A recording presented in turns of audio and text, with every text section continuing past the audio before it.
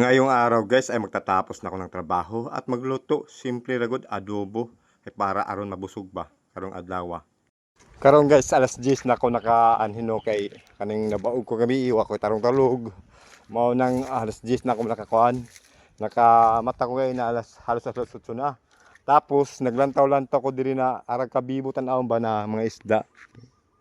Now, dagko mo ng mga buyag ng isda dahil mga tilapia ni guys. Pispa ni sa among kan vice mayor dari bossing namo. Mao na yung mga tilapihan diri. Bisag ingan ni siya pero ginabahogan ni ang Dodong. Dito murag wa na may isda dito na side andiri na side. Murag pwede na harbison. Pero di tamang ilabot di man ato maghulat ta. Unsay kuan ni pindot ni bossing. Sa pagkaroon gipalag ko pa para aron lami ka unon. O ni mga tanom na akong kamote gahapon na nangalaw siya pero okay na no kay mabuhay naman na siya. Sa pagkakaroon lang nag-recovery para siya sa iyang kuan gikan pagtanom sa sobra pud kainit mao na siya pero sunod ng mga semana sunod nga daw na mabuhay na siya. Mao dili ta maangang balaka na pod agri og patong kuan biasong. So karon guys balikan ko na trabaho ni kay medyo nabiyaan ko no pero gamay ra kaniko lang. Kaya magsugod ako tanom dito. Nalimtan ko lang ang mga pangtanom no. Pero karon nalimtan man ugma na siguro puhon. Morning ako na siguro ani hinahinayan bisag grabe ka init ang panahon pero okay ra na. Anad man punta gamay. So ayun nga guys, ito na nga ako magtatrabaho. Tutuloyin ko na ito dahil medyo matagal-tagal na po ito. Parang isang buwan ko na yata itong tinarbaho pero hindi mo kang hindi mga 3 linggo na yata ito hindi pa natapos dahil nga ay iba-iba yung trabaho ko. Minsan nga ay may mga lakad pa, iba-iba yung mga kwento kada araw. Kaya ngayon tatapusin ko na ito.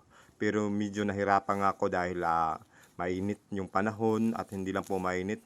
Mukhang parang tumibay pa talaga yung yung damo. Parang ang hirap po talaga kay dito na banda kasi guys. Parang parang tawag bagbaga o murag nagka-hot nagkaayo ba ang mga sagbot mo ng medyo nagkalisod-lisod taon, nahihirapan tayo. Grabe kainit guys. Makapayungay mo pod. Alas 11 na ready na po ako ng paniadtuhon. Basta alas 11 na guys, di na nato nalangalanganon magluto na dayon ta. Simple ragod adobong manok ra kay wa malain no. Kay maura may ako na dali-dali nangutang ra manggod ko diha kaguhil kang anil ba akong amigo dali ta gina duolon magpautang man dayon. Ako ra gubutang ang suka tuyo ug ahos ragod wala na pwede na ni. Lagyan mo lang ng tubig maya-maya yan luto na. Takpan lang natin.